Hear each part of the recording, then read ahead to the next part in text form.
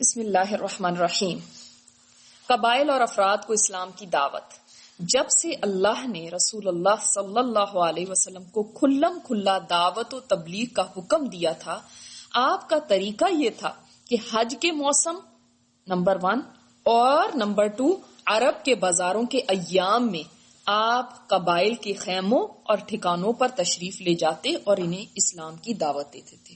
یعنی جہاں جہاں پہ گیدرنگز، بگ کراؤڈز ہوتے تھے، وہاں پہ آپ صلی اللہ علیہ وسلم موقع کا فائدہ اٹھاتے ہوئے ویسے تو تبلیغ کرتے ہی تھے، مگر حج کے موسم میں اور یہ بازار کیا لگتے تھے، جیسے سمجھ لیں کہ آج کے وقت میں بھی ایگزیبیشنز لگتی ہیں نا، لوگ دنیا جہان سے وہاں پہ سامان لے کر آتے ہیں، تو ان کے ہاں بھی حج کے ایام میں خاص طور پہ تجارت بھی ہوتی تھی، دور دور سے لوگ آتے تھے، طرح طرح کے لوگوں سے وہاں پہ ملاقات ہوتی تھی، تو اس موقع کو آپ صلی اللہ علیہ وسلم اویل کرتے تھے اور ان لوگوں کے پاس جا کے تبلیغ کیا کرتے تھے۔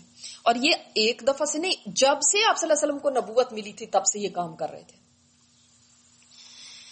جاہلیت کا زمانہ کون سا کہلاتا ہے؟ پری اسلامک میں عرب کے مشہور اور مکہ سے قریب ترین بازار 3 تھے۔ مشہور بازاروں کے نام ہیں یہ اوکاز، مجنہ اور ذوالمجاز۔ ان کو ناموں کو بولنا بھی آپ کو آنا چاہیے، اوکاز، مجنہ اور ذوالمجاز۔ اوکاز کون سا بازار ہے؟ یہ نخلا اور طائف کے درمیان ایک بستی تھی جہاں پہلی ذی قعدہ سے 20 ذی قعدہ تک بازار لگتا تھا۔ نخلا میں آپ کو پتا ہے نا، جب طائف سے آپ صلی اللہ علیہ وسلم آ رہے تھے تو نخلا میں سٹے کیا تھا۔ جی، نخلا اور طائف کے درمیان میں ایک جگہ تھی جہاں پہ یہ اوکاز کا بازار لگتا تھا۔ کیا اس کے بعد لوگ مجنہ منتقل ہو جاتے تھے اور وہاں ذی قعدہ کے خاتمے تک بازار لگتا تھا۔ یعنی یہ فرسٹ بازار کہاں پہ لگتا تھا؟ وہاں پہ اوکاز کا، اور اس میں فرسٹ ذی قعدہ سے 20 تک، ٹھیک ہے، اور اس کے بعد 20 کے بعد یہاں پہ کلوزر آ جاتے تھے اور یہاں ذی قعدہ کے خاتمے تک بازار رہتا تھا۔ مجنہ مکہ سے نیچے وادی مرزہران میں ایک مقام کا نام ہے۔ یہ مکہ سے نیچے ایک وادی ہے جہاں پہ یہ بازار لگتا تھا۔ اس کے بعد لوگ مناسک حج کی ادائیگی کے لیے فارغ ہو جاتے تھے۔ اب کلوزر ٹو مکہ آ گئے نا، تو اب اس کے بعد پھر حج شروع ہو رہا ہے، ظاہر ہے ذی الحج قریب آ گئی ہے۔ جن قبائل کو رسول اللہ صلی اللہ علیہ وسلم نے اسلام کی دعوت دی اور اس مقصد کے لیے اپنے آپ کو ان پر پیش کیا کہ وہ آپ کو پناہ دیں اور آپ کی مدد کریں، وہ یہ ہیں۔ یہ بگ نیمز ہیں، یہ وہ قبائل ہیں۔ ان کا ذکر یہاں پہ کیوں؟ آلدو ہر طرف سے لوگ آ رہے ہیں، حج پہ تو ہر طرف سے آتے ہیں، لیکن یہ وہ بڑے بڑے قبائل ہیں، ریناؤنڈ، جن کو سب جانتے تھے، بگ نیمز۔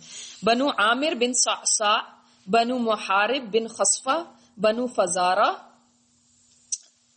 غسان اور مرہ، بنو حنیفہ، بنو سلیم، بنو عبس، بنو نصر، بنو البکا، کندہ اور کلب، بنو الحارث بن قاب، عذرہ اور حضارمہ۔ یہ ایسے قبائل تھے جن کے پاس آپ صلی اللہ علیہ وسلم یعنی حج کے موسم میں آئے ہیں۔ یہ بلونگ نہیں کرتے مکہ کے، یہ باہر سے آئے ہیں اور حج کے موسم میں اور ان بازاروں کے لگنے کے وقت آپ صلی اللہ علیہ وسلم ان کے پاس گئے اور ان کو اسلام کی دعوت دی۔ ان میں سے کسی نے بھی آپ کی دعوت اور پیشکش قبول نہیں کی تھی، لیکن ان کے جوابات اور انداز مختلف تھے۔ کسی نے بہترین جواب دیا، کسی نے آپ کے بعد اپنے لیے سرداری کی شرط لگائی، کسی نے کہا آپ کا خاندان اور قبیلہ آپ کو بہتر جانتا ہے کہ اس نے آپ کی پیروی کی نہیں۔ دیکھیں کیسا ان کا ریزن تھا، آپ کے خاندان نے تو آپ کو مانا نہیں تو ہم کیا مانیں؟ سمجھ آئی نا؟ جو ٹپیکل آج کا بھی ہوتا ہے نا، بھئی آپ کے اپنے لوگوں نے نہیں آپ کو کچھ سمجھا، ہم کیا سمجھیں گے؟ کسی نے برا جواب دیا اور ان میں سب سے برا جواب مسیلمہ کذاب کے گروہ بنو حنیفہ کا تھا۔ مسیلمہ کذاب کون تھا؟ جس نے جھوٹی نبوت کا دعویٰ کرتی تھا۔ اچھا، اب یہ بات تھوڑی سی یہاں پہ میں آپ کو بیان کرنا چاہتی ہوں، اور یہ کہ جب سے آپ صلی اللہ علیہ وسلم کو نبوت ملی، آپ صلی اللہ علیہ وسلم حج کے موسم میں جا کے اس طرح سے لوگوں کو تبلیغ کرتے تھے، لیکن یہاں پہ ایک بات ہے، یہ جو لائن ہے، اس مقصد کے لیے اپنے آپ کو ان پر پیش کیا کہ وہ آپ کو پناہ دیں اور آپ کی مدد کریں۔ یہ اس وقت ہوا تھا جب ابو طالب کی ڈیتھ ہو چکی تھی۔ اب پہلے تو آپ صلی اللہ علیہ وسلم جب جاتے تھے لوگوں کے پاس تو ان کو یہی کہتے تھے کہ بت پرستی چھوڑ دو، اسلام لے آؤ، ایمان لے آؤ، اور اچھی اچھی باتیں ان کو بتاتے تھے. ان میں سے کوئی بھی اسلام نہیں لے کر آئے. ہاں انڈیویجولس کوئی لے آتا تھا، مگر ایسے نہیں کہ بڑے قبائل کو بہت آپ کو کامیابی ملی ہو، ایسا کچھ نہیں ہوا تھا.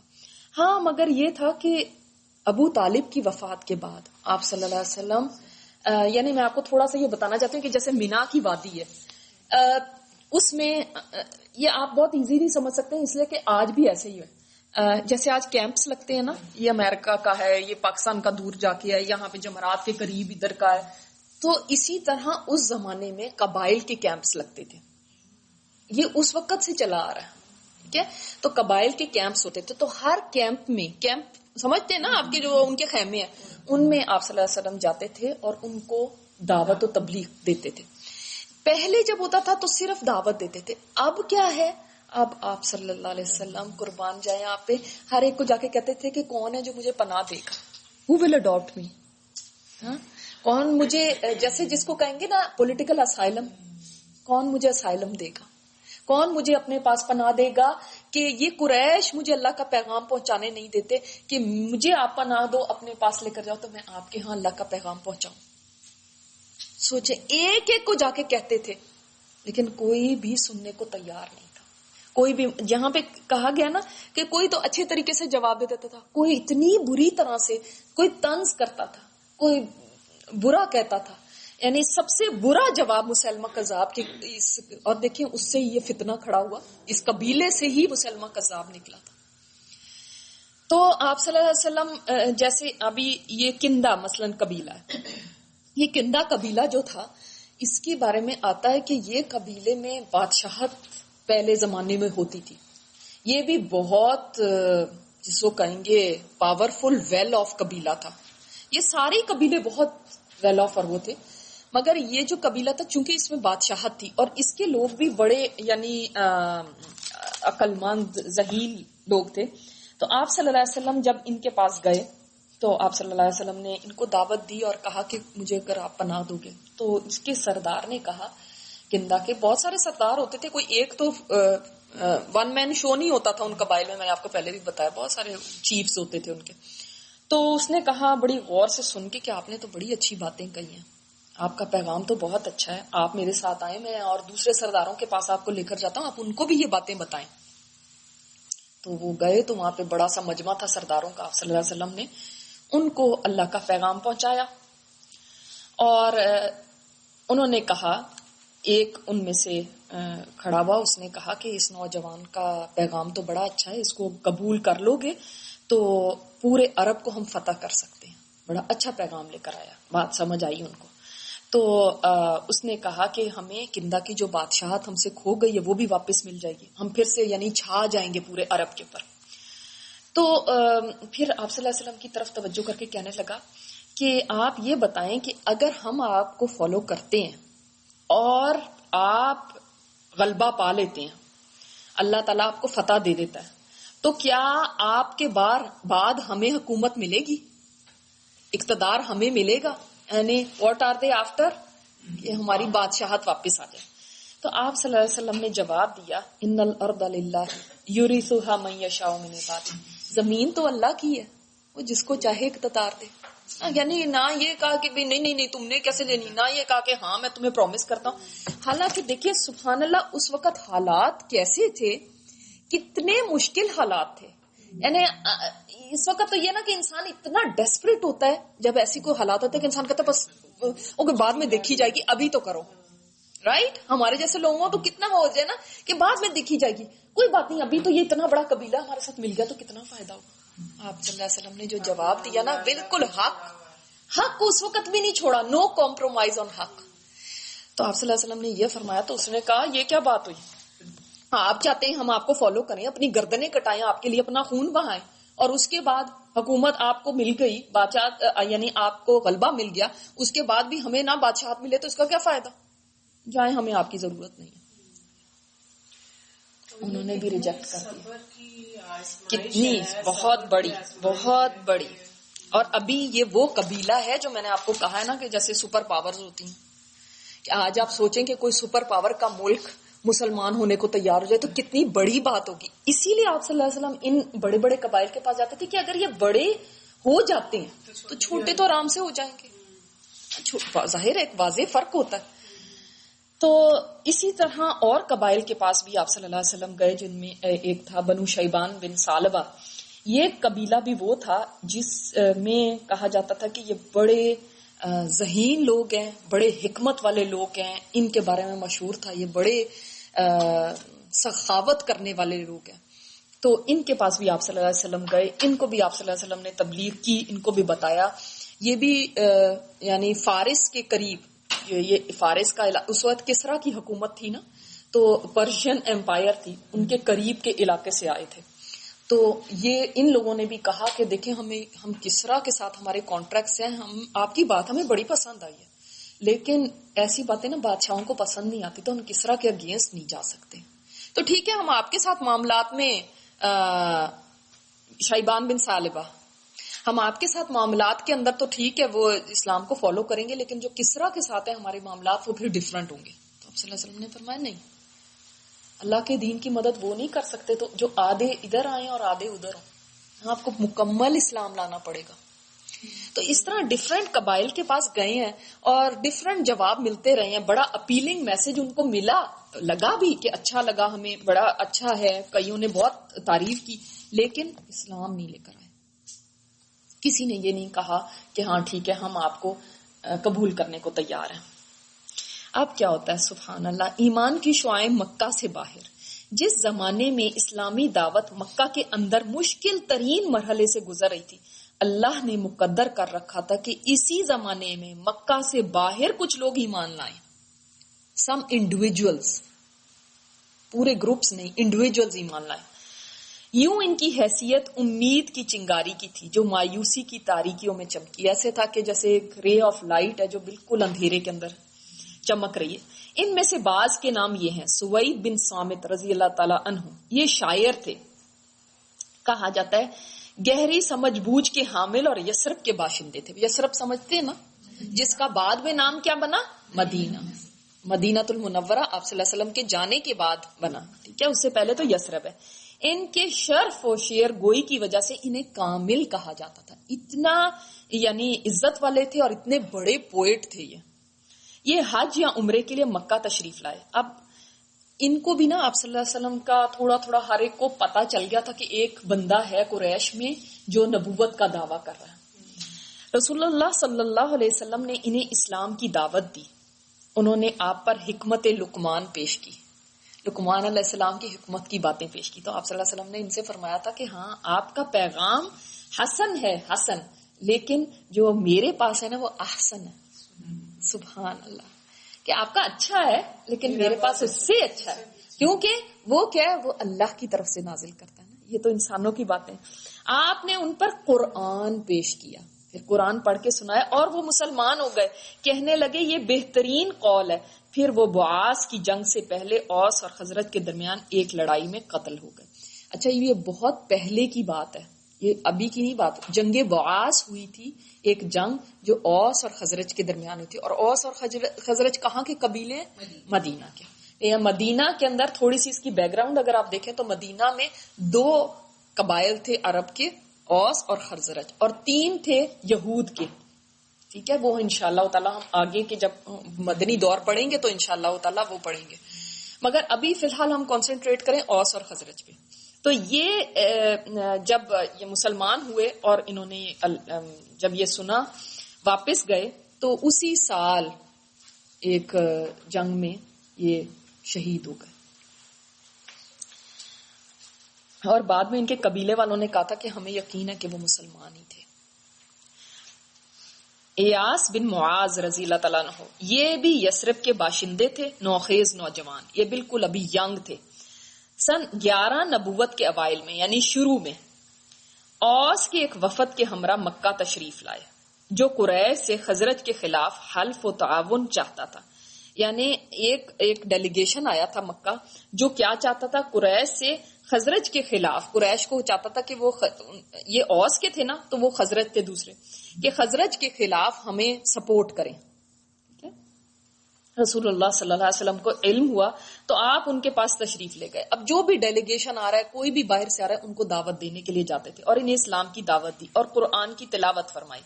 ایاس نے کہا یہ واللہ سب سے بہتر ہے جس کے لیے آپ لوگ تشریف لائیں. اپنے لوگوں کو کہا کہ جو تم کرنے آئے ہو نا کام، اس سے تو یہ اچھا ہے کہ یہ جو جس چیز کی طرف دعوت دے رہے ہیں.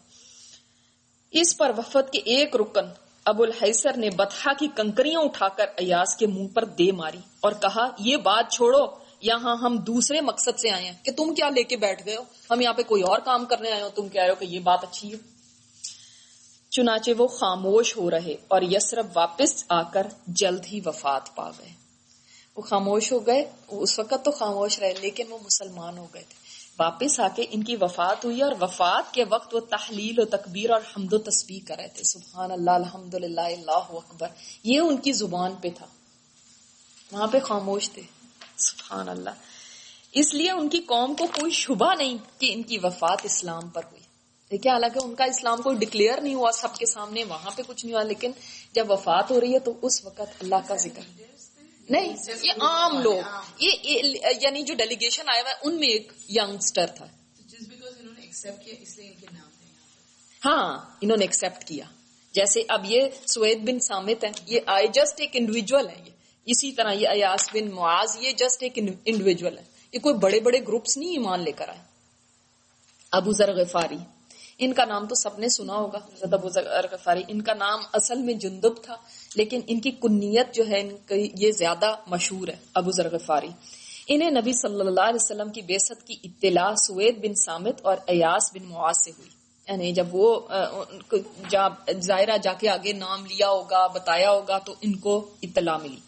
انہوں نے پتہ لگانے کے لیے اپنے بھائی کو مکہ بھیجا. ان کے بھائی کا نام تھا انیس کو انہوں نے بھیجا کہ جاؤ جا کے پتہ لگاؤ کہ ایک پتہ چلا ہے کہ کسی نے نبوت کا دعویٰ کیا ہے، ذرا پتہ تو کر کے آؤ. وہ یہاں پہ آئے، وہ گئے اور واپس آئے لیکن تسلی نہ کر سکے. وہ یہاں پہ آئے، آپ صلی اللہ علیہ وسلم کی مجلس میں بیٹھے، بڑے متاثر ہوئے. واپس گئے تو حضرت ابو ذر غفاری نے پوچھا کہ کیا آپ مطلب اطلاع لائے؟ انہوں نے کہا بڑا اچھے بڑے شاندار اخلاق کی وہ باتیں کرتے ہیں اور کہتے ہیں کہ اس کے اوپر آؤ، اس کو قبول کرو. تو انہوں نے کہا مجھے تسلی نہیں ہو رہی کہ میں خود اب جاتا ہوں، آپ ایسا کرو کہ گھر کی ٹیک کیئر کرو تو میں اب جاتا ہوں. تو ابو ذر غفاری جو ہے وہ پھر خود تشریف لائے یہاں پہ، لیکن ان کو ان کے بھائی انیس نے بتا دیا تھا کہ وہاں پہ کیئرفل رہنا، اس لیے کہ جو مکہ کے لوگ ہیں نا وہ آپ صلی اللہ علیہ وسلم کے ساتھ بہت دشمن ہیں. تو یہ نہ ہو کہ آپ اگر آپ تھوڑا بھی انٹرسٹ شو کریں تو وہ آپ کو ہی کچھ نقصان پہنچائے. پھر تقریباً ایک مہینہ اچھا پھر چنانچہ حضرت ابو ذر غفاری رضی اللہ تعالیٰ عنہ خود نکلے اور مکہ پہنچ کر مسجد حرام میں جا اترے. پھر تقریباً ایک مہینہ مسجد حرام ہی میں رہے اور زمزم کا پانی پیتے رہے جو کھانا اور پانی دونوں کا کام دیتا تھا. اس سے پتہ چلتا ہے کہ زمزم جو ہے وہ سبحان اللہ ایسی وہ چیز ہے کہ کھانا اور پانی دونوں کی جگہ پہ کفایت کرتا ہے. سبحان اللہ. لیکن جان کے ڈر سے نبی صلی اللہ علیہ وسلم کے متعلق کسی سے پوچھتے نہیں تھے کہ پوچھوں گا تو ان کو تھوڑی پہچان ہے کہ کون کون ہے، کون سے مسلمان ہیں، کون سے وہ ہیں. اب پوچھوں گا تو پتہ نہیں آگے سے کیا ہو، تو کچھ ہو سکتا ہے کس طرح ان کا پتہ چلے. پھر کہا جاتا ہے کہ یہ مسجد حرام میں رات کو لیٹے ہوئے تھے تو حضرت علی کا وہاں سے گزر ہوا. انہوں نے پوچھا ان سے کہ بھئی آپ یہاں پہ مہمان ہیں تو چلے میرے ساتھ. وہاں پہ تو کوئی ہوٹل وغیرہ تھوڑی ہوتے تھے، لوگ اپنے گھر ہی پہ ٹھہراتے تھے. تو وہ لے گئے، ان کو گھر میں کھلایا پلایا، وہاں پہ سو گئے. صبح کو انہوں نے پھر اپنا سامان اٹھایا ابو ذر غفاری نے اور واپس مسجد حرام میں آ گئے. نہ حضرت علی نے پوچھا آپ کس مقصد سے آئے ہیں، آپ کا کیا کام ہے یہاں پہ، نہ کچھ، نہ انہوں نے کچھ بتایا. اچھا پھر پورا دن گزارا، پھر رات ہوئی تو پھر حضرت علی گزر رہے ہیں، دیکھ رہے ہیں یہ تو پھر یہاں پہ لیٹے ہوئے. تو وہ پھر ان کو لے گئے گھر، کھلایا پلایا، رات گزاری. انہوں نے پھر صبح کو اٹھ کے سامان لے کے گئے. جب تیسری رات انہوں نے یہی دیکھا تو پھر انہوں نے پوچھا کہ بھئی آپ کس مقصد سے آئے ہیں؟ تو انہوں نے کہا بھئی میں بتاؤں گا لیکن شرط اس بات پہ کہ آپ یہ بات کسی کو نہیں بتائیں. انہوں نے کہا کہ بھئی بتائیں. انہوں نے کہا یہاں پہ کسی نے نبوت کی دعویٰ کیا ہے تو میں ان سے ملنے کے لیے آیا ہوں، ان کے بارے میں جاننے کے لیے آیا. حضرت علی بہت خوش ہوئے. انہوں نے کہا کہ ایسا ہے، ان کے بارے میں بتایا بھی اور فرمایا کہ ایسا ہے کہ کل میں چلوں گا، میں آگے آگے جاؤں گا، آپ مجھے بس فالو کرنا، کیونکہ ہر طرف خطرہ تھا نا. تو آپ فالو کرنا مجھے، اور جدھر جدھر میں جاؤں گا اگر کوئی خطرے کی بات ہوئی تو میں رک جاؤں گا، آپ سیدھے آہستہ آہستہ چلے جانا. اللہ اکبر. اس طرح سے کر کے وہ آپ صلی اللہ علیہ وسلم کے پاس پہنچے اور یہی وہ صحابی ہیں جنہوں نے جا کے آپ صلی اللہ علیہ وسلم سے فرمایا تھا السلام علیکہ یا رسول اللہ. ہاں تو سلام حالانکہ ابھی تھا نہیں، ایسے انہوں نے فرمایا تھا. بالآخر حضرت علی رضی اللہ تعالیٰ عنہ کو ان کو اپنے پیچھے پیچھے لے کر گئے اور رسول اللہ صلی اللہ علیہ وسلم سے جا ملوایا. ابو ذر غفاری نے نبی صلی اللہ علیہ وسلم سے عرض کیا کہ آپ ان پر اسلام پیش کریں. آپ نے اسلام پیش کیا اور وہ وہی مسلمان ہو گئے. پھر انہوں نے مسجد حرام میں آ کر اعلان کیا اشہد ان لا الہ الا اللہ و اشہد ان محمدن عبدہ و رسولہ. آپ دیکھیں کہ پہلے حال یہ تھا کہ 1 مہینے تک کسی سے پوچھ نہیں رہے. سبحان اللہ کہ آپ صلی اللہ علیہ وسلم کا پتہ، کیونکہ کہیں یہ نہ ہو کہ وہ نقصان دے دے. اور ایمان دیکھو آپ کو کیسی طاقت دے دیتا ہے کہ اللہ اکبر، ادھر ایمان لے کر آئے ہیں اور آپ صلی اللہ علیہ وسلم سے فرمانے لگے کہ میں قریش کے سامنے جا کے اعلان کرنا چاہتا ہوں. آپ نے منع فرمایا کہ نہیں کرو. نے کہا کہ نہیں، میں ایک دفعہ ان کے سامنے اعلان کرنا چاہتا ہوں. اور دیکھیں آئے ہیں اور آپ کھلم کھلا بول رہے ہیں. ادھر یہ سننا تھا کہ قریش ان پر ٹوٹ پڑے اور اتنا مارا کہ مر جائیں، لیکن حضرت عباس نے ان کو بچا لیا. انہوں نے کہا تم کیا کر رہے ہو؟ پتہ یہ کون سے قبیلے کا؟ یہ بنی غفار کا ہے. اور بنو غفار جو تھا نا، وہ ایسا قبیلہ تھا کہ جو بھی شام کی طرف کو جو ٹریڈرز جاتے تھے تو یہ ان کے ٹریڈنگ راؤٹ کے بیچ میں تھا. تو یہاں پہ سٹے کرتے تھے، یہاں پہ چیزیں اپنی بیچتے خریدتے تھے. اور یہ لوگ اگر چاہتے تھے تو لوٹ مار کر کے سامان مطلب ان کو رپ آف کر دیتے تھے. تو انہوں نے کہا اگر ان کے ساتھ دشمنی لے لی تو تم بتاؤ ذرا اپنی تجارت کیسے کرو گے؟ تمہیں تو وہاں سے گزرنا ہے. تو وہ پھر باز آئے. ان کا نا بڑا جمجو قبیلہ تھا ان کا، بنو غفار. دوسرے دن آ کر پھر یہی اعلان کیا اور قریش نے پھر اتنا مارا کہ مر جائیں. اور کل کی طرح آج بھی عباس رضی اللہ تعالیٰ عنہ نے آ کر ان کو بچایا. اس کے بعد ابو ذر غفاری رضی اللہ تعالیٰ عنہ اپنی قوم بنو غفار میں واپس آ گئے. اور جب نبی صلی اللہ علیہ وسلم نے ہجرت فرمائی تو وہ بھی مدینہ ہجرت کر کے آئے. جب آپ صلی اللہ علیہ وسلم گئے تب وہ بھی ہجرت کر کے ادھر آ گئے تھے. انشاءاللہ تعالیٰ کبھی آپ کو ان کی ڈیتھ کا بتاؤں گی کہ ان کی ڈیتھ کیسے ہوئی تھی. اور سبحان اللہ ان کے بارے میں آپ صلی اللہ علیہ وسلم نے ایک پیشین گوئی بھی کی تھی. سوچتی ہوں کہ رمضان میں اس دفعہ صحابہ کرام کے اوپر بتایا جائے آپ کو انشاءاللہ تعالیٰ. یہ بہت ہی انسان کے ایمان کو تازہ کرنے کے لیے نا بہت زبردست چیز ہوتی ہے. پھر طفیل بن عامر دوسی، یہ شاعر تھے. ان کا یہ دوس قبیلے سے تھے. گہری سوجھ بوجھ کے مالک اور یمن کے قریب واقع قبیلہ دوس کے سردار تھے. یہ سن 11 نبوت میں مکہ تشریف لائے تو اہل مکہ نے بڑھ کر ان کا استقبال کیا اور نبی کریم صلی اللہ علیہ وسلم سے اس قدر ڈرایا کہ جب وہ مسجد حرام میں آئے تو کان میں روئی ٹھونس لی کہ کہیں آپ کی کوئی بات سنائی نہ پڑ جائے. کیونکہ انہوں نے کہا تھا کہ یہ جادوگر ہے، ایسا جادو کرتا ہے جس کے کانوں میں اس کی بات پڑ جائے اس کے بعد تو جادو کا اثر ہو جاتا تو پھر ہی جاتا. تو کانوں میں روئی ٹھونس لی انہوں نے کہ میرے کانوں میں نہ کوئی ان کی بات چلی جائے. مگر ہوا یہ کہ اس وقت نبی صلی اللہ علیہ وسلم خانہ کعبہ کے پاس کھڑے نماز پڑھے تھے اور آپ کی آواز ان کے کان میں پڑ ہی گئی. انہوں نے جو کچھ سنا بہت اچھا محسوس کیا. چنانچہ جی میں کہا کہ میں سمجھ بوجھ رکھنے والا شاعر ہوں، مجھ سے بھلا برا چھپا نہیں رہ سکتا. پھر کیوں نہ میں اس شخص کی بات تو سنوں، اگر اچھی ہوئی تو قبول کر لوں گا، بری ہوئی تو نہیں مانوں گا. انہوں نے کہا میں کوئی اتنا گیا گزرا تو نہیں، آخر میں بھی ایک شاعر ہوں. ایسا تو نہیں کہ میں بالکل کوئی مجھے ایسے پاگل بنا دے، مجھے اتنی تو سمجھ ہے تو میں سنتا تو ہوں کہ کہتے کیا ہے. چنانچہ جب نبی صلی اللہ علیہ وسلم گھر تشریف لائے تو وہ بھی آپ کے پیچھے ہو لیا اور گھر کے اندر آ کے آپ سے اپنا واقعہ بیان کیا اور یہ مطالبہ کیا کہ آپ ان پر اپنا دین پیش کریں. آپ نے ان پر اسلام پیش کیا اور اگین قرآن کی تلاوت فرمائی. آپ صلی اللہ علیہ وسلم کا طریقہ دعوت دینے کا کیا تھا؟ اس قرآن کو پیش کر دیتے تھے، بس اپنی باتیں کوئی نہیں. اسی لیے ہمیں دیکھیں قرآن کو سیکھنا، جیسے لوگ کہتے ہیں نا کہ اچھا کیا دعویٰ کرنے کا طریقہ کیا ہے، قرآن ہے طریقہ. قرآن اگر آپ کے پاس ہوگا، اس سے آپ دعویٰ کریں گے تو وہی دعویٰ افیکٹو ہوتا ہے، اپنی باتیں نہیں. اور وہ ظاہر ہے وہی کر سکتا ہے جس کو قرآن کا کوئی علم ہو. ہم لوگوں نے کلمے پڑھے اور شہادت دی اور سارا کچھ، تو آج ہمارے لیے بالکل بالکل بالکل صحیح بات. جی سبحان اللہ سبحان سبحان بالکل بالکل بالکل اللہ اکبر. اسی لیے اس امت کا یہ حال ہے. اچھا، جب قرآن کی تلاوت کی تو طفیل بن عمر دوسی نے اسلام قبول کر لیا، حق کی شہادت دی اور عرض کیا کہ میری قوم میں میری بات مانی جاتی ہے اور میں ان کے پاس پلٹ کر جا رہا ہوں اور انہیں اسلام کی دعوت دوں گا. دیکھیں ادھر مسلمان ہوتے تھے نا ادھر دائی بن جاتے تھے. اللہ اکبر. یہ نہیں کہ اب ہم کیسے بتائیں, ہمیں تو یہی نہیں سوچ آتی نا, اب ہم کیسے دعویٰ کریں, ہمیں تو پتہ ہی نہیں ہے, ہمیں تو طریقہ نہیں آیا. پر یعنی آپ یہ دیکھیں کہ فوراً ان کو یہ ہے کہ ہم جا کے اپنے قبیلے میں ہماری بات مانی جاتی تو ہم ان کو بھی اسلام کا پیغام دیں. ہم چھوٹی سی بات بھی پہنچانے سے کتنا ڈرتے, اور سوچے اپنے مسلمانوں میں ہی ڈرتے ہیں, غیر مسلموں کو تو چھوڑیں, اپنے مسلمانوں میں کوئی بات کرنے لگتے ہیں 10 دفعہ دل ایسے ہو جاتا ہے کہ پتہ نہیں کہوں بھی کہ نہیں کہوں. ہاں, لیکن آپ صلی اللہ علیہ وسلم دیکھیں ہر خیمے میں جا رہے ہیں, ہر طرف سے نہ ہی مل رہی ہے. کہیں انہوں نے بھی یہ سوچا کہ یہ تو نہ ہی ہوتی جا رہی ہے, انکار ہی ہوتا جا رہا ہے, کیا فائدہ, میں تو پچھلے سال بھی گیا تھا, اس سے پچھلے سال بھی گیا تھا, اس سے پچھلے سال بھی گیا تھا, یہاں پہ تو کوئی کامیابی نہیں ملتی. کیا انہوں نے یہ کہا؟ 10 سال گزر چکے ہیں, جب سے نبوت ملی تب سے ہر حج کے سال میں گئے ہیں, ہر سال بازاروں میں گئے ہیں, کہیں ہمیں یہ مایوسی ملتی ہے کہ انہوں نے کون سا ماننا ہے؟ لیکن ہم کتنی جلدی مایوس ہو جاتے ہیں. اللہ اکبر.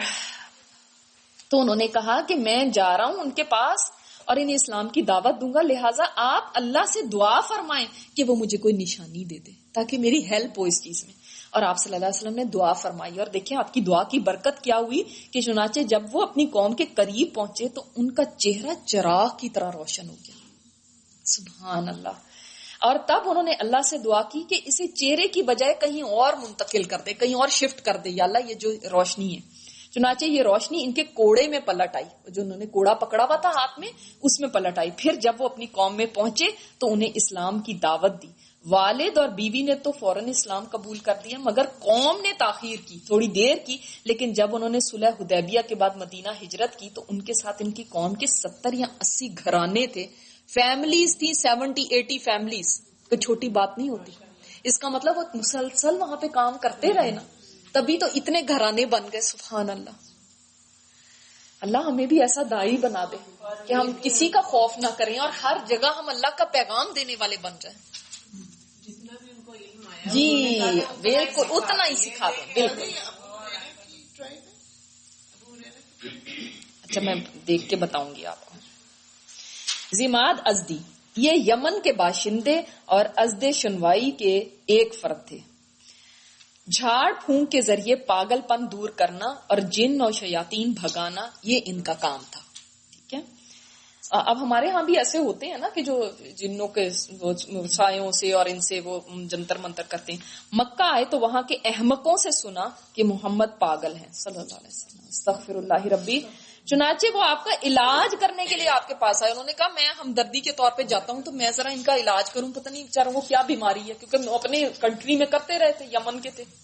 تو رسول اللہ صلی اللہ علیہ وسلم نے فرمایا ان الحمد نحمده ونستعینه من يهده الله فلا مضل له ومن يضلل فلا هادي له واشهد ان لا اله الا الله وحده لا شريك له واشهد ان محمدا عبده ورسوله. اما بعد, کہ صرف ابھی اتنا ہی فرمایا تھا. یہ جو خطبہ شروع کرنے کے وقت کی بات ہوتی ہے نا کہ ساری تعریف اللہ کے لیے, ہم اس کی تعریف کرتے ہیں اور اسی سے مدد چاہتے ہیں. جسے اللہ ہدایت دے دے اسے کوئی گمراہ نہیں کر سکتا, اور جسے اللہ گمراہ کر دے اس کو کوئی ہدایت نہیں دے سکتا.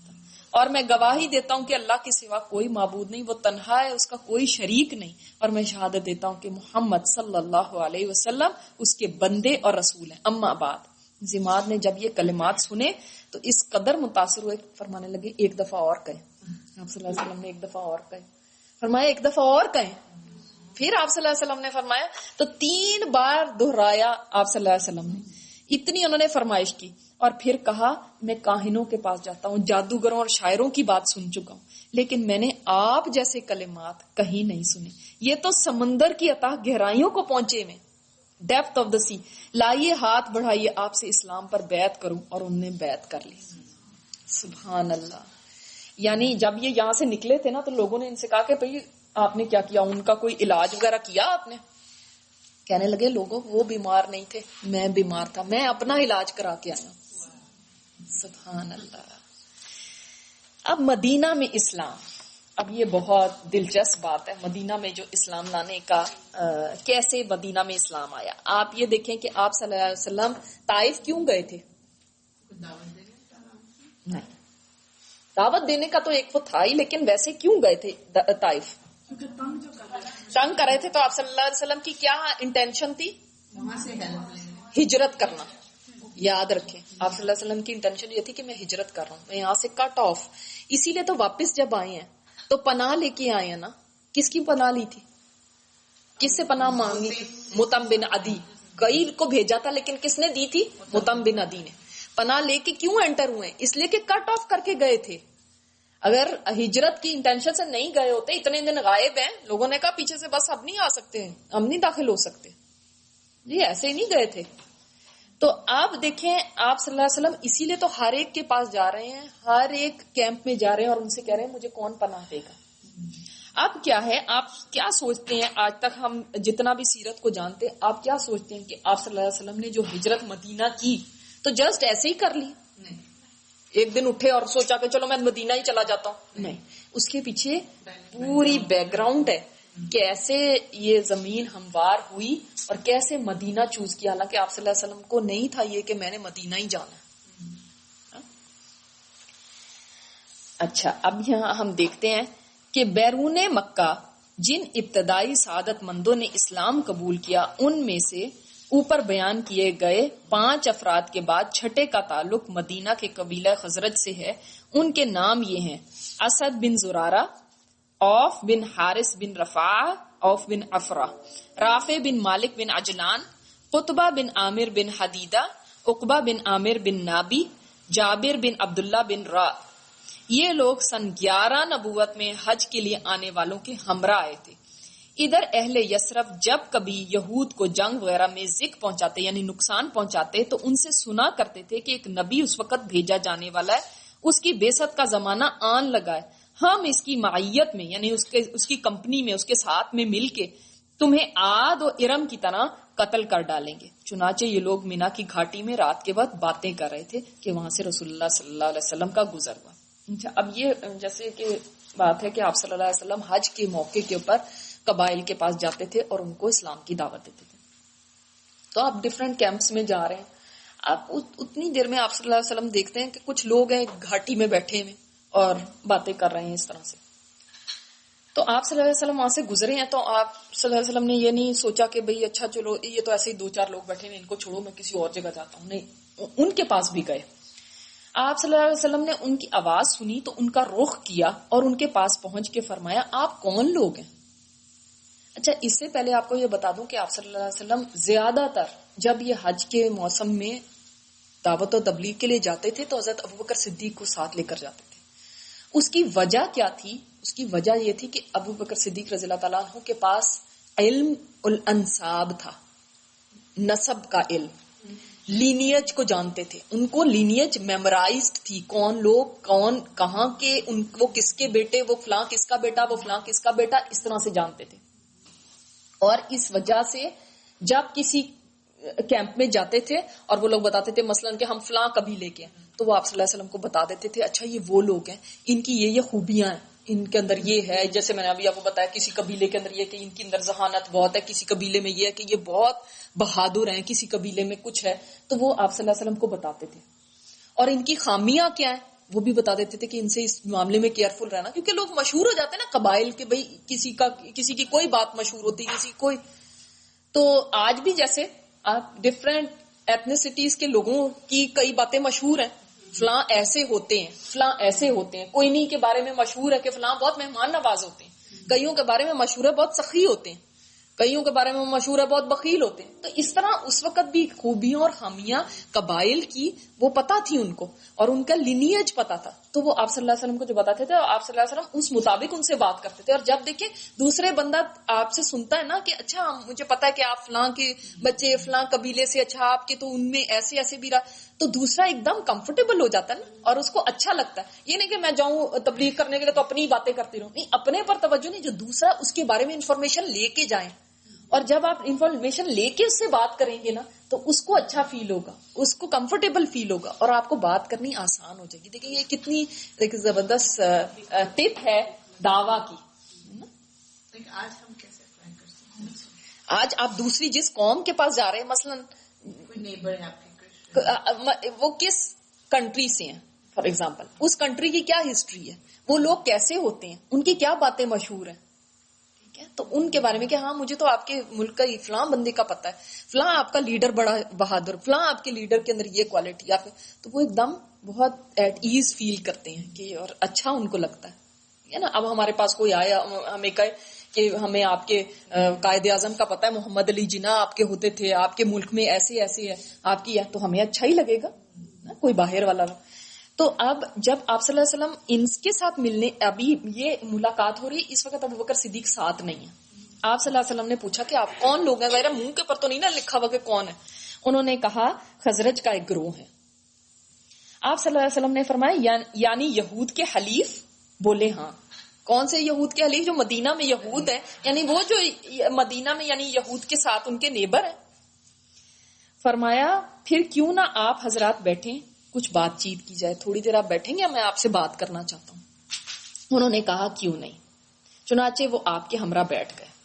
اچھا, کیا آپ صلی اللہ علیہ وسلم کا یثرب سے کوئی تعلق رہا ہے؟ پہلے گئے تھے بچپن میں گئے تھے, اپنی امی کے ساتھ گئے تھے, اور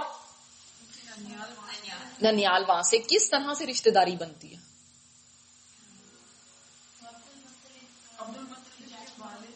شاباش. عبد المطلب کے والد جو تھے ان کا نام کیا تھا؟ ہاشم. شیبہ تو عبد المطلب کا نام تھا نا. ہاشم جو تھے انہوں نے شادی کہاں پہ کی تھی؟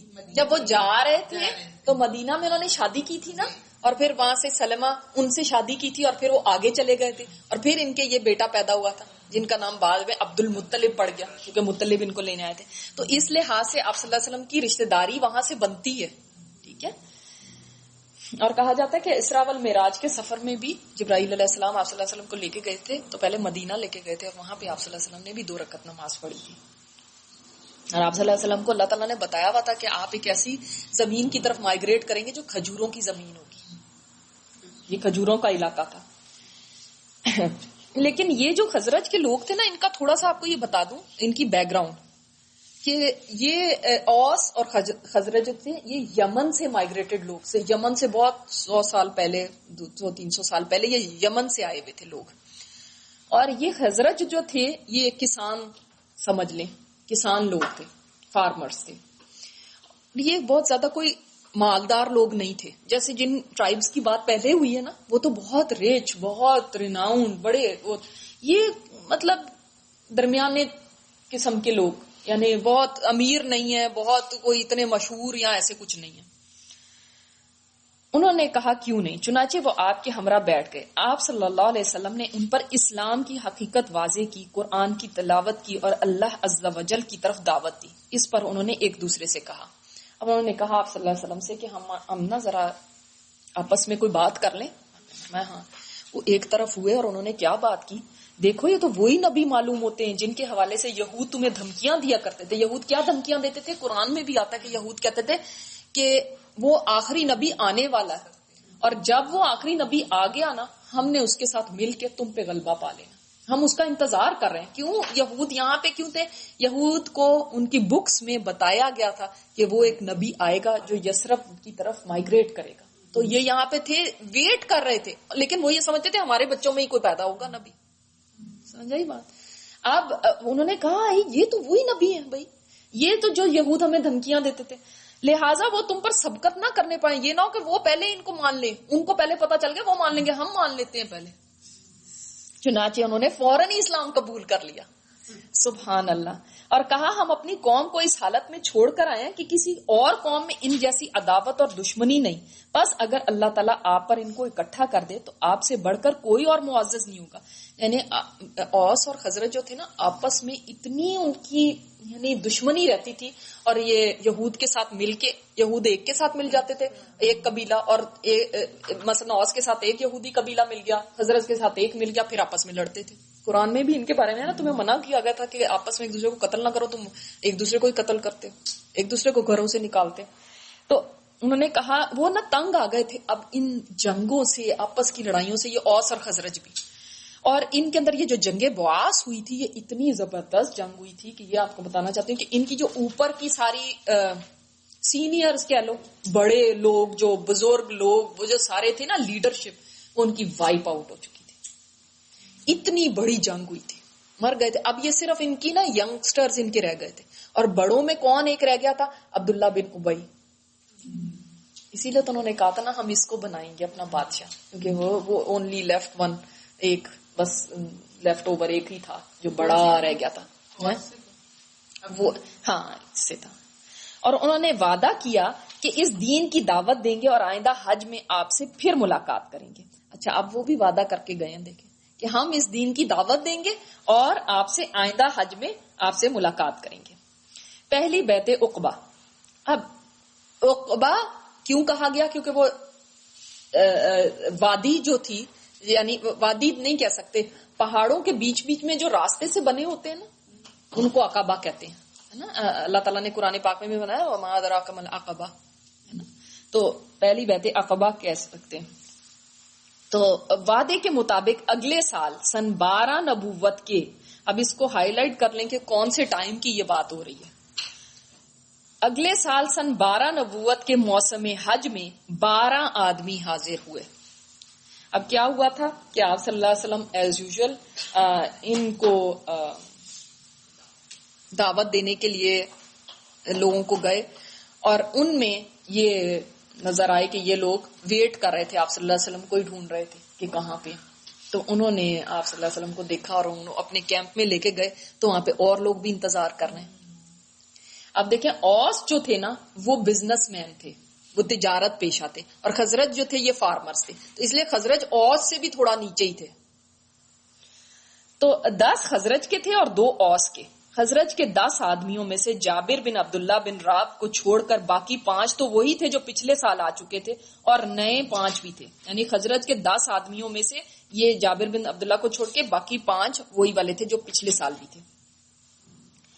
اور نئے 5 کون تھے؟ معاذ بن حارث, معاذ بن افرا, زکوان بن عبد القیس, عبادہ بن سامت, یزید بن سالبہ, عباس بن عبادہ بن نزلہ, اور قبیلہ اوس کے 2 آدمی یہ تھے ابو الحیثم بن التحیان, عویم بن سعادہ. یہ لوگ مینا کی گھاٹی میں, گھاٹی اب سمجھ آ گئی نا کیا عقبہ جس کو کہتے ہیں, وہی گھاٹی, اسی کو اردو میں ہم کہتے ہیں گھاٹی میں رسول اللہ صلی اللہ علیہ وسلم کے ساتھ جمع ہوئے.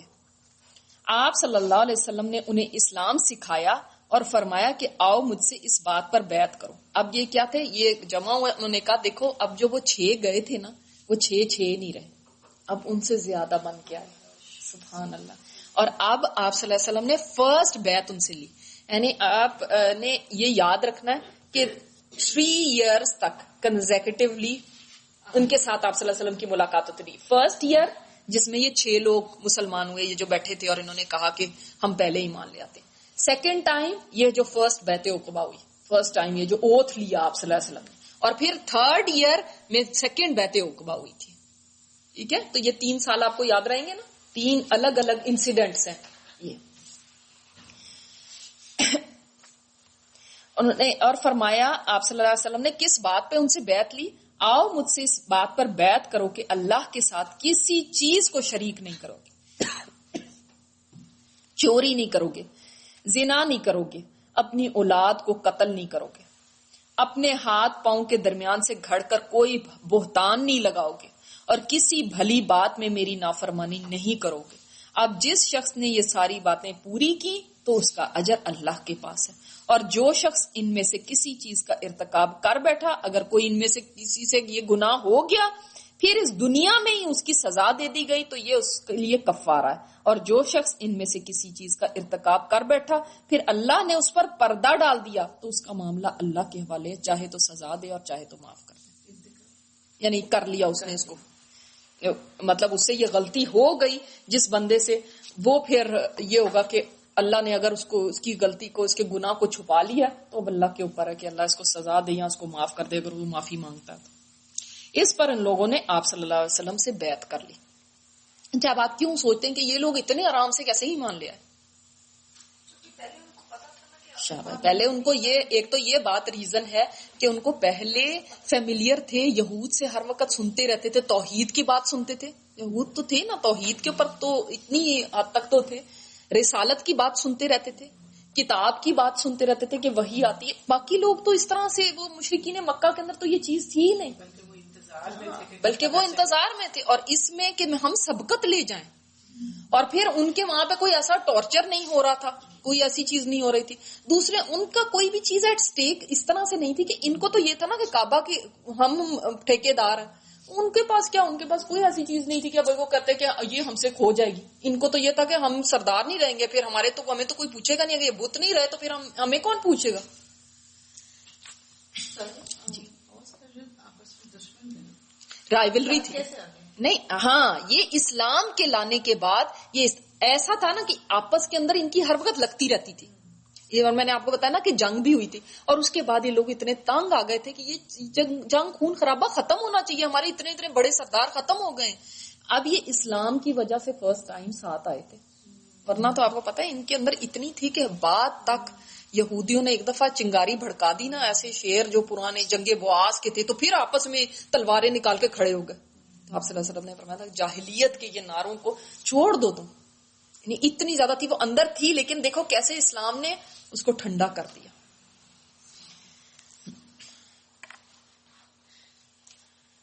اب آپ نے دیکھا کہ آپ صلی اللہ علیہ وسلم سبحان اللہ بڑے بڑے قبیلوں کو دعوت دینے گئے، اور ہو کون گیا مسلمان. اب یہ فرسٹ ٹائم تھا کہ اتنا بڑا گروپ ایک مسلمان ہوا ہے باہر آؤٹ سائڈ مکہ، ورنہ کوئی ایسا نہیں تھا کہ ایسا کوئی انسیڈنٹ. انڈیویجول جیسے کئی ہوں گے، لیکن ایسا کوئی کامیابی نہیں تھی. اچھا، پھر کیا ہوا؟ یثرب میں اسلام کی دعوت. اس کے بعد جب یہ لوگ واپس ہوئے تو نبی صلی اللہ علیہ وسلم نے ان کے ساتھ حضرت مصعب بن عمیر کو روانہ کر دیا تاکہ وہ لوگوں کو قرآن پڑھائیں اور دین سکھائیں. کیا ہوا کہ جب یہ لوگ جانے لگے تو ان لوگوں نے کہا کہ دیکھیں کوئی تو، اب دیکھیں کتنا قرآن اتر چکا ہے مکی دور میں. اب یہ 11 نبوت آ گئی، آپ کو پتا ہے کہ قرآن کا مور دین ہاف قرآن اتر چکا ہے. اب ہم وہاں جائیں گے، کوئی ہمیں چاہیے کوئی آپ ہمارے ساتھ کسی بندے کو بھیج دیں کہ وہ جا کے ہمیں قرآن سکھائے، ہمیں دین سکھائے. نماز بھی آ چکی ہے، معراج ہو چکی ہے، ہمیں نماز سکھائے. اسی طرح ہمارے اور لوگوں کو دعوت دے.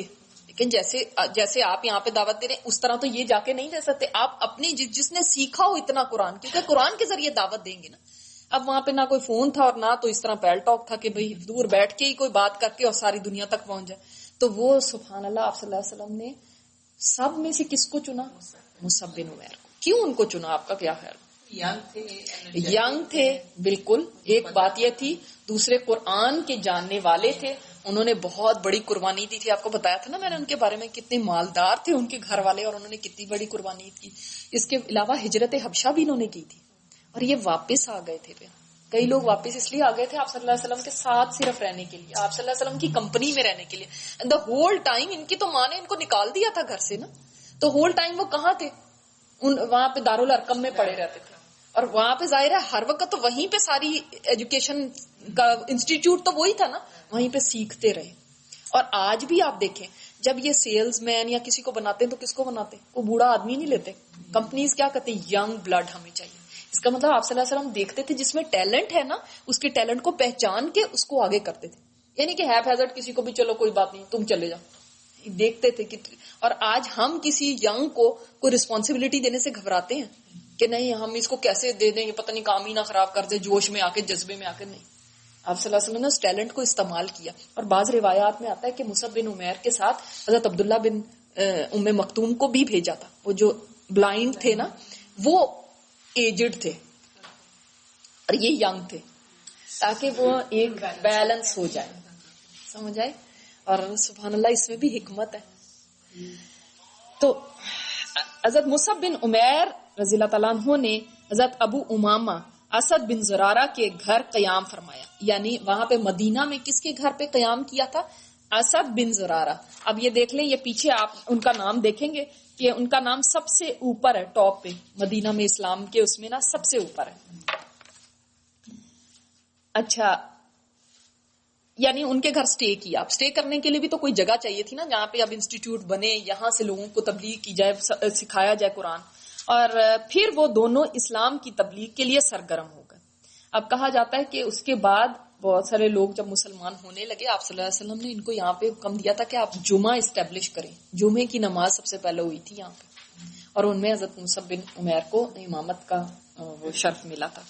ایک روز دونوں ایک باغ میں تھے کہ اوس کے سردار سعد بن معاذ نے اپنے چچیرے بھائی اسید بن حذیر سے کہا ذرا جاؤ اور ان دونوں کو جو ہمارے کمزوروں کو بے وقوف بنانے آئے ہیں ڈانٹ دو. اسید بن حذیر کے بارے میں آپ کیا جانتے ہیں؟ لولو والمرجان پڑھنے والے جو ہیں وہ بتائیں، جو حدیث کلاس میں لوگ ہیں.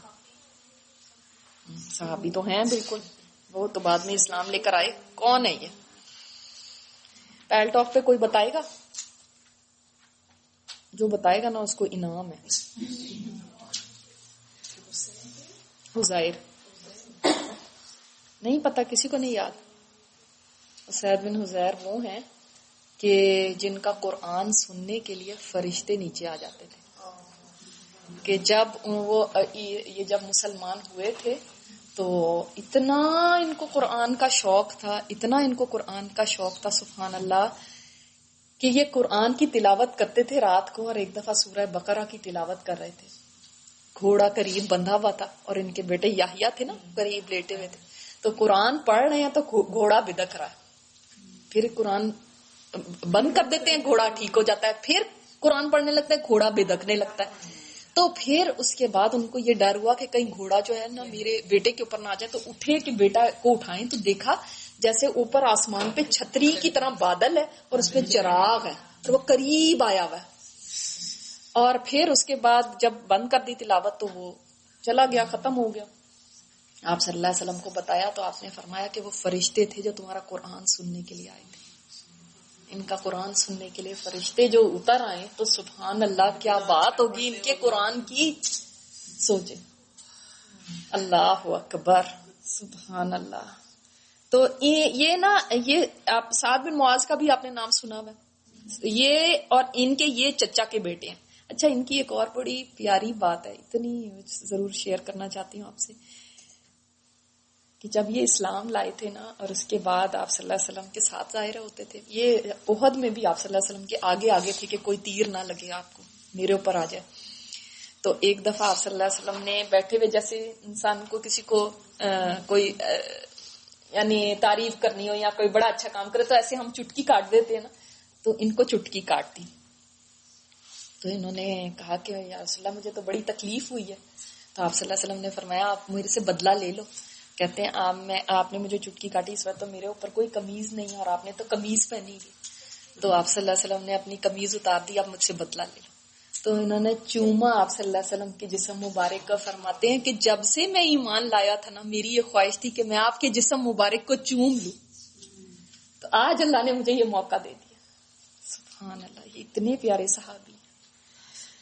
تو سعد بن معاذ نے اپنے چچیرے بھائی اسید بن حذیر سے کہا ذرا جاؤ اور ان دونوں کو، کون دونوں کو؟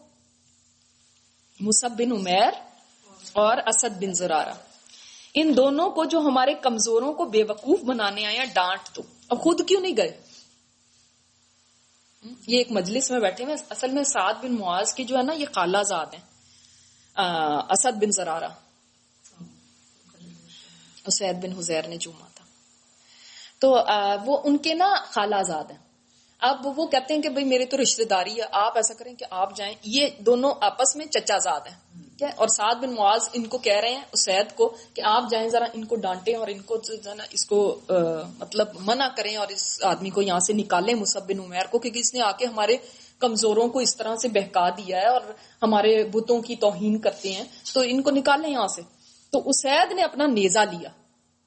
اب نیزہ لے کے کہیں جانے کا مطلب ہوتا تھا جنگ، اور ان دونوں کے پاس آئے. انہیں اسد بن زرارہ نے دیکھا کہ اس طرح سے آ رہے ہیں نا، تو مصعب سے کہا کہ یہ اپنی قوم کا سردار تمہارے پاس آ رہا ہے، اس کے بارے میں اللہ سے سچائی اختیار کرو. یعنی اگر آپ ان کو کنونس کر لیتے ہیں، آپ دعا کریں کہ یہ مسلمان ہو جائے، ان کو اچھا سا پیغام دیں کیونکہ یہ اپنی قوم کا سردار ہیں. حضرت اسید آئے اور ان کے پاس کھڑے ہو کے بولے تم دونوں یہاں کیوں آئے ہو؟ ہمارے کمزوروں کو بے وقوف بناتے ہو. اگر تمہیں اپنی جان پیاری ہے تو تم ہم سے الگ ہی رہو، یعنی یہاں سے نکل جاؤ، چلے جاؤ یہاں سے اگر تمہیں جان پیاری. یعنی بڑی زبردست دھمکی دی. مصعب رضی اللہ تعالیٰ عنہ نے کہا کیوں نہ آپ بیٹھیں اور سنیں. یہ کتنے پولائٹ ہے، یعنی کہ جھگڑا کھڑا کر دیا کہ تم کون ہوتے ہمیں کہنے والے یا کیا. نہیں، اگر ہماری بات پسند آئے تو مان لیں ناگوار گزرے تو جو بات بھی آپ کو ناپسند ہو ہم اس سے رک جائیں گے. ویری فیئر ہے نا بھائی, اگر آپ کو نہیں پسند آتی ٹھیک ہے ہم نہیں کریں گے وہ بات, لیکن آپ ہماری ایٹ لیسٹ بات تو سن لیں. انہوں نے کہا تم نے انصاف کی بات کی ہے, اور اپنا حربہ یعنی اپنا جو ویپن تھا نیزہ گاڑ کر بیٹھ گئے. مصعب رضی اللہ تعالیٰ عنہ نے اسلام کی بات کی اور قرآن کی تلاوت فرمائی. اسید رضی اللہ تعالیٰ عنہ نے دین اسلام کو پسند کیا اور اسے قبول کر لیا اور حق کی شہادت دی. کہتے ہیں جب انہوں نے یہ سنا تو سن کے ان کے اوپر اتنا اثر ہوا کہ فوراً پوچھا کہ کیسے اسلام لانا ہے, اسلام لانے کا طریقہ بتائیں, اور فوراً مسلمانوں کے شہادت لے لی. پھر اسید رضی اللہ تعالیٰ عنہ واپس ہوئے اور سعد بن معاذ کو ان کے پاس بھیجنے کے لیے ایک ہیلا اختیار کیا, ایک طریقہ. یعنی کیا ہوا تھا کہ انہوں نے کہا کہ ایک اور سردار ہے, یہ اسید بن حذیر نے, ایک اور سردار ہے, اگر آپ ان کو یہ بات پیش کریں اور وہ مسلمان ہو جاتے ہیں تو آپ کی کوئی مخالفت یہاں پہ نہیں رہے گی. یعنی وہ اتنا بڑا سردار ہے.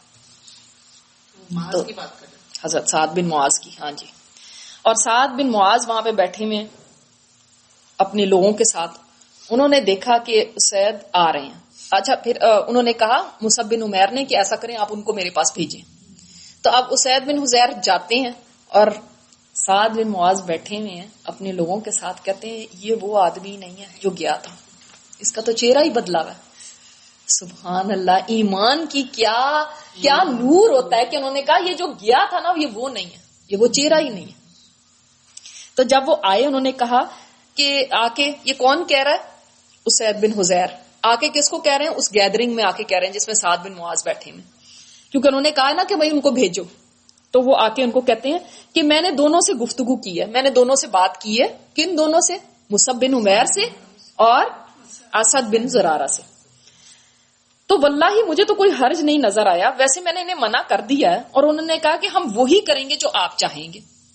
البتہ مجھے بتایا گیا کہ بنو حارثہ کے لوگ اسد بن زرارہ کو قتل کرنے کے لیے نکلے ہیں کیونکہ وہ آپ کی خالہ کا لڑکا ہے. دیکھیں یہاں پہ آ گیا کہ خالہ کے بیٹے ہیں, اور یہ لوگ چاہتے ہیں کہ آپ کا عہد توڑ دیں. یعنی وہ لوگ یہ کہہ رہے ہیں کہ بھئی یہ خود نہیں منع کرتے تو لوگ کہتے ہیں ہم خود ہی جا کے اس کو مار دیں گے. تو یہ کتنی ان کے لیے ایک غیرت کی بات تھی نا, قبائلی ایک حمیت کو جگایا انہوں نے کہ دیکھو تمہارے رشتے دار کو مارنے کے لیے وہ دوسرا قبیلہ آ رہا ہے.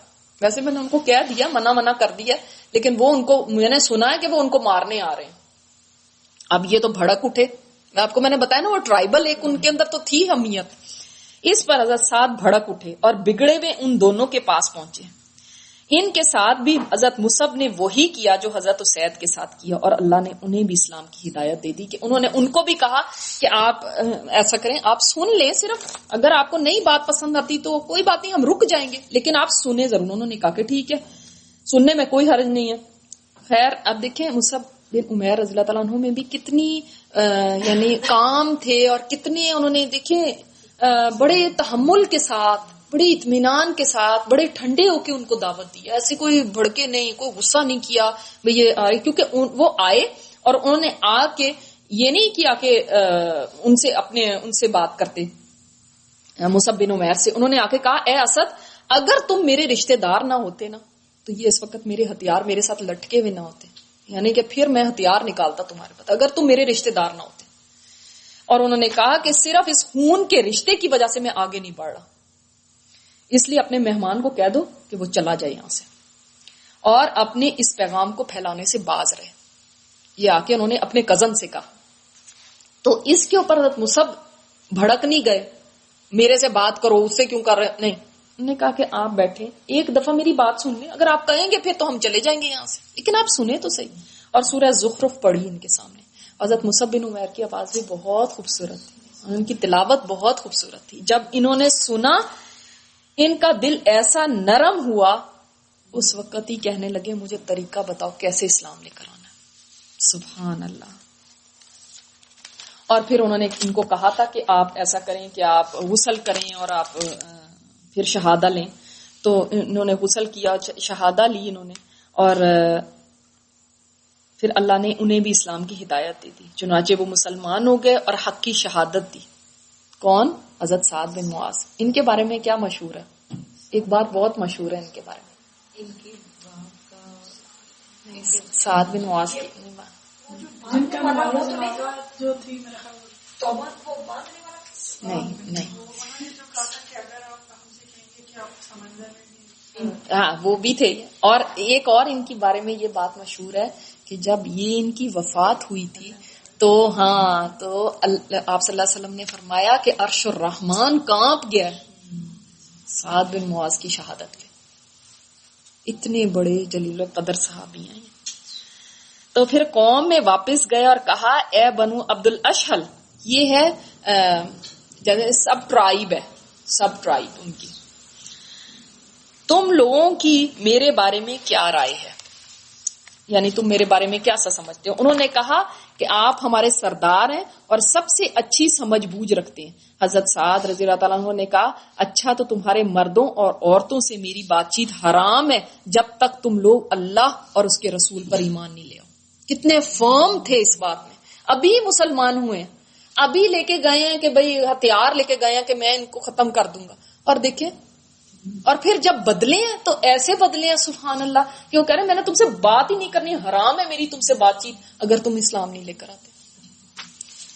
نتیجہ یہ ہوا کہ شام تک کوئی بھی مرد اور عورت ایسا نہیں تھا جو مسلمان نہیں ہو گیا ان کی پوری سب ٹرائب میں. صرف ایک آدمی اسیرم تھا جس کا اسلام جنگ احد تک مؤخر ہوا، ڈیلے ہوا. اس کے بارے میں بھی آپ کو بتاؤں کہ یہ صرف ایک آدمی ایسا تھا جو اسلام نہیں لے کر آیا، لیکن آپ دیکھیں جنگ احد تک نہیں لے کر آیا. اور اس کے بارے میں یہ پڑھ لیتے ہیں پھر بتاتی ہیں. احد کے دن یہ اسلام لایا اور اس سے پہلے کہ اللہ کے لیے ایک سجدہ بھی کرے اللہ کی راہ میں کام آ گیا.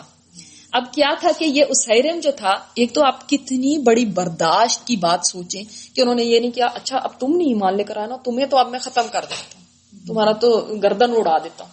سردار ہے اپنے قبیلے کے. آج ہماری برداشت کی حالت یہ ہے کہ ہم اپنے سے دوسرے فرقے کو بھی نہیں برداشت کرتے. اور آج آپ دنیا میں جو فساد دیکھ رہے ہیں نا کہ کہیں عیسائیوں کو گردنیں کاٹی جا رہی ہیں، کہیں دوسرے فرقوں کی گردنیں کاٹی جا رہی ہیں، کیونکہ ہم سے برداشت نہیں ہے کہ کوئی اور دوسرے مذہب پہ کیسے ہے. یہاں ادھر تو مسلمان ہو جائے نہیں تو تمہارا گردن کاٹ. ایک بندہ ہے، ایک بندہ، سارے مسلمان ہو گئے. وہ کہتے کہ اس کو مارنا کون سا مشکل کام ہے، اور ان میں کوئی پولیس یا عدالت نہیں تھی جس نے آ کے ان کو پکڑ لینا تھا.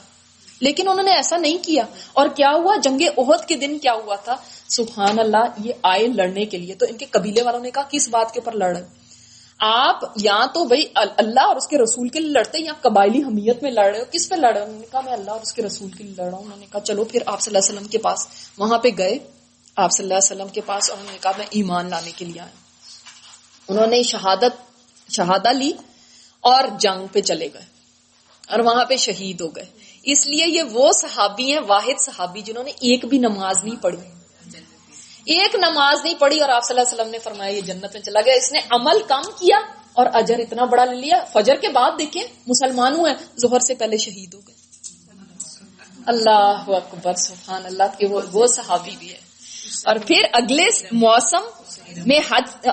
موسم میں حج سے پہلے مصعب رضی اللہ تعالیٰ عنہ اس طرح کی کامیابی کی بشارتیں لیے ہوئے مکہ واپس تشریف لائے. بہت سارے لوگ مسلمان ہو گئے تھے، اتنے سارے مسلمان ہو گئے تھے سبحان اللہ ان کی کوششوں سے کہ اتنے یہاں پہ یعنی 12-13 سال مکی دور میں جتنے لوگ مسلمان ہوئے تھے اتنے ہی وہ لوگ مسلمان 1.5 سال میں ہو گئے وہاں پہ.